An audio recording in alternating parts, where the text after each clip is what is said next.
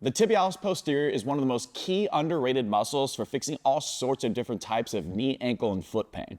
Research has shown that a lot of times people that have pain at their ankle and foot have a weak posterior tibialis muscle. So it's very important that we have a strong posterior tib because it does two key things. Because it originates from the backside of our shin and it runs down through the inside portion of our foot underneath our foot, it has a key role in decelerating the lowering of the foot arch or moving into pronation. It's going to ensure that that pronation can happen in a healthy way, but not too quickly and not too much. But then following that pronation in the gait and running cycle, what happens is we need to resupinate our foot arch and it needs to raise up, and we need to move into this position, which the posterior tib helps do really effectively, transition us from this lower foot arch position to a position of propulsion and higher foot arch. So the key to training this muscle is to ensure that we're moving from a position of a relatively low foot arch to a higher foot arch in a more propulsive position. People with a weak posterior tib oftentimes have a foot that overly pronates and overly collapses in a compensatory way. Or they're gonna have a weak or compensatory looking push-off position. They'll roll off the inside of their foot,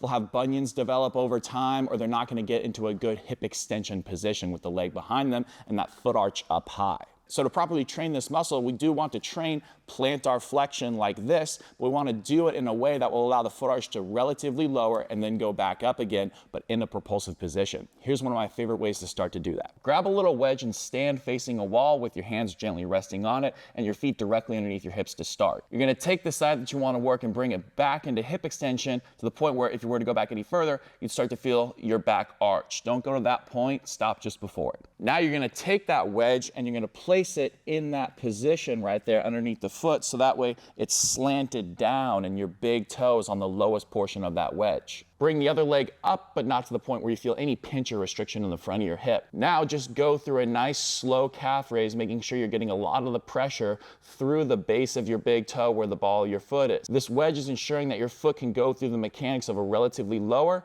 to higher foot arch. This will help make sure that you're biasing the use of your posterior tib in that propulsive push-off position.